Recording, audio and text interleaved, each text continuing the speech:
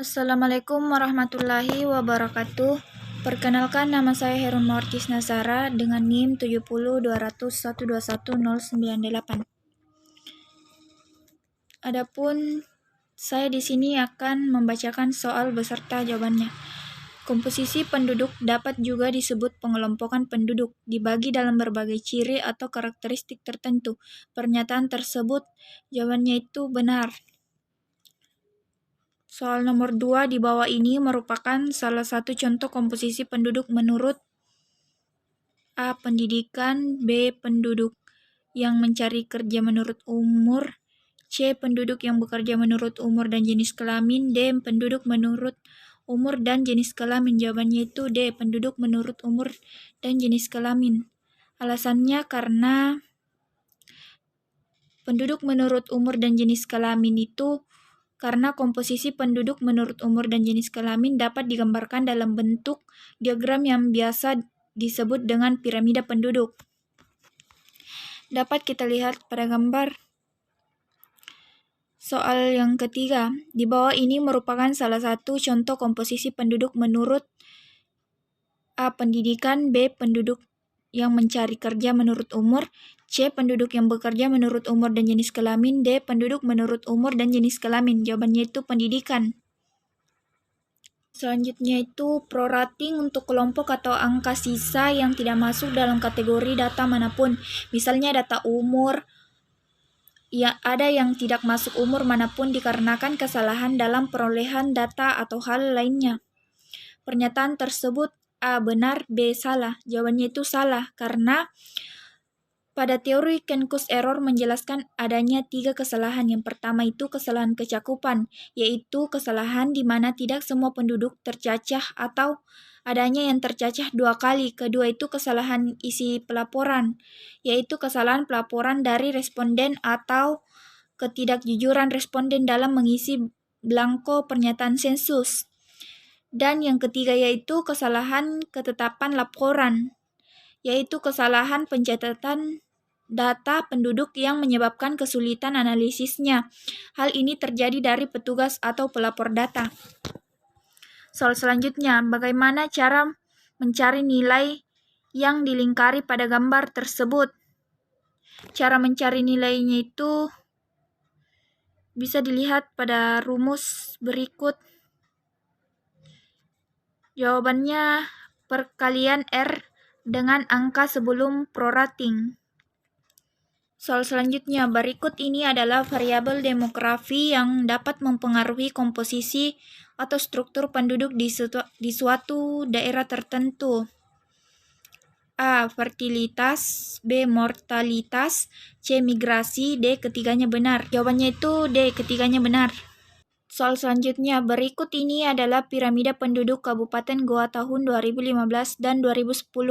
Dari piramida tersebut, apakah terdapat perubahan dari tahun 2015 ke tahun 2020?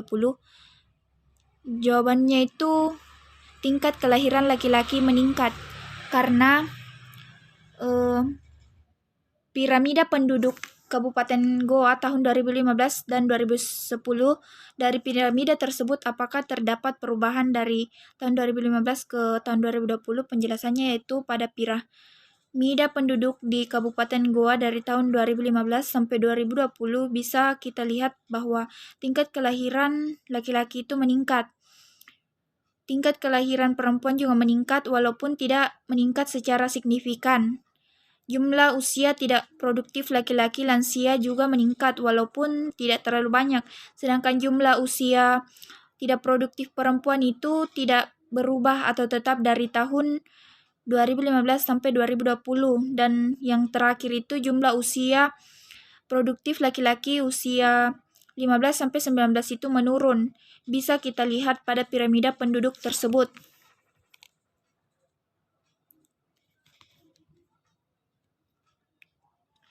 Soal selanjutnya, piramida penduduk berikut ini menunjukkan jumlah penduduk usia terbanyak adalah salah satu rank usia produktif. Jawabannya itu benar.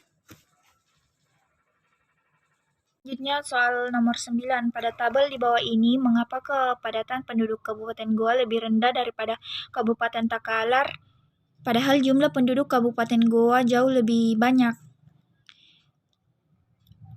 A. Tingkat kelahiran Takalar meningkat drastis. B. Tingkat kematian Goa meningkat drastis.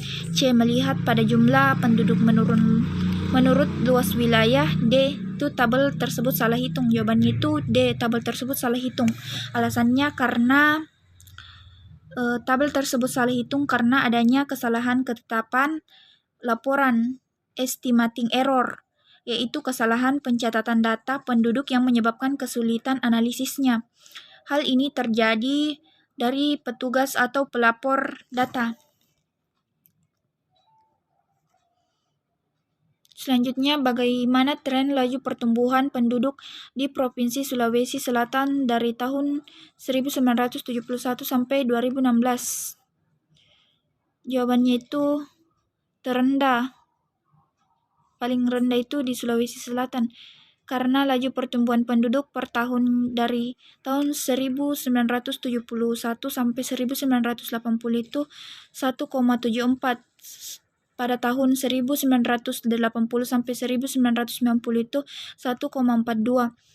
Pada tahun 1990 sampai tahun 2000 itu 1,49.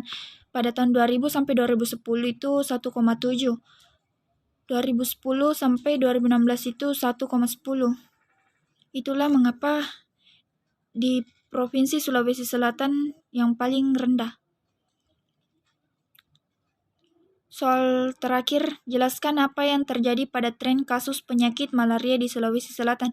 Apakah ada kategori ledakan menurut Anda? Apa penyebab hal tersebut? Menurut saya yang terjadi pada tren kasus penyakit malaria di Sulawesi Selatan yaitu peningkatan drastis pada tahun 2007 ke 2008, yaitu 2.132 menjadi 11.319. Tetapi pada tahun 2009 tren kasus malaria kembali menurun menjadi 1.386.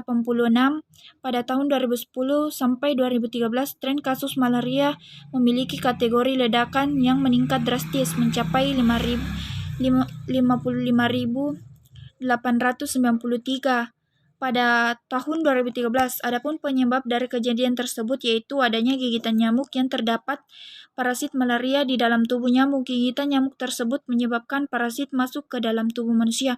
Parasit ini akan menetap di organ hati sebelum siap menyerang sel darah merah. Parasit malaria ini bernama Plasmodium. Jenis Plasmodium bermacam-macam dan akan berpengaruh terhadap gejala yang ditimbulkan secara pengobatannya. Baiklah, sekian jawaban dari saya. Lebih dan kurangnya mohon dimaafkan. Wabillahi taufiq wal hidayah. Wassalamualaikum warahmatullahi wabarakatuh.